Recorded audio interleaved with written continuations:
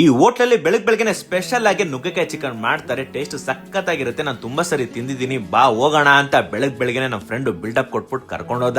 ಇಲ್ಲೋಗ್ ನೋಡಿದ್ರೆ full crowd ಇತ್ತು. ಆ ಗ್ಯಾಪ್ ಅಲ್ಲಿ ಆರ್ಡರ್ ಮಾಡಿದೆ. ಟೇಬಲ್ ಬರ್ತಾ ಇದ್ದಂಗೆ ಎತ್ಕೊಂಡು ತಿಂದೆ. ಟೇಸ್ಟ್ ಹೆಂಗಿತ್ತು ಅಂತಂದ್ರೆ ಅಟ್ಟ ಅಂದ್ರೆ ಬೇಜಾರು, ಊಟ ಅಂದ್ರೆ ಅಜರ್ರೋ. ನಾನೇ ನಿಮ್ಮ ಉಂಡಾಡಿ ಗುಂಡ. ಈ ಹೋಟ್ಲ್ ಹೆಸರು ಬಂದು ಹೋಟೆಲ್ ಗೌಡ್ರ ಮನೆ ಅಂತ.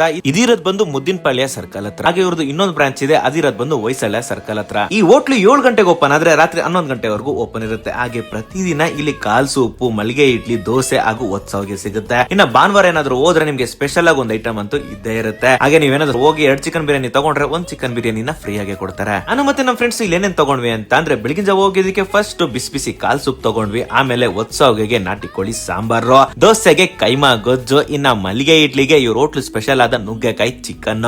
ಫಸ್ಟ್ ನಾನು ಟ್ರೈ ಮಾಡಿದ್ದೆ ಈ ನುಗ್ಗೆಕಾಯಿ ಚಿಕನ್ ಎತ್ಕೊಂಡು ಪೀಸ್ ತಿಂದು ಮೂಳೆ ಸೈಡ್ ಇಟ್ಟು ನುಗ್ಗೆಕಾಯಿ ಎಳದೆ ಸ್ಪೈಸಿ ಆಗಿತ್ತು, ತಿನ್ನಕ್ ಮಜವಾಗಿತ್ತು, ಸಖತ್ತಾಗಿತ್ತು. ನಾನಂತೂ ಫಸ್ಟ್ ಟೈಮ್ ಟ್ರೈ ಮಾಡಿದ್ದು ಈ ನುಗ್ಗೆಕಾಯಿ ಚಿಕನ್. ನೆಕ್ಸ್ಟ್ ನಾನು ಮತ್ತೆ ನಮ್ಮ ಫ್ರೆಂಡ್ಸ್ ಒಂದೊಂದೇ ಐಟಮ್ ನ ಬಗ್ದು ಬಾಯಿಗೆ ಹಾಕೊಂಡ್ವಿ. ಲಾಸ್ಟ್ ಅಲ್ಲಿ ಟ್ರೈ ಮಾಡಿದ್ದೆ ಮಟನ್ ಬಿರಿಯಾನಿ ಹಾಗೂ ಚಿಕನ್ ಬಿರಿಯಾನಿ. ಟೇಸ್ಟ್ ಅಂತೂ ಒಂದಕ್ಕಿನ ಒಂದು ಮಸ್ತ್ ಆಗಿತ್ತು. ನೀವೇನಾದ್ರೂ ಸ್ಪೆಷಲ್ ಆಗಿ ನುಗ್ಗೆಕಾಯಿ ಚಿಕನ್ ತಿನ್ಬೇಕು ಅಂತ ಇದ್ರೆ ನಮ್ಮ ಹೋಟೆಲ್ ಗೌಡ್ರ ಮನೆಗೆ ಹೋಗ್ಬಿಡಿ. ಮುಂದಿನ ಒಳ್ಳೆ ಸಿಗ್ತೀನಿ. ಈಗ ಟಾಟಾ, ಬೈ ಬಾಯ್.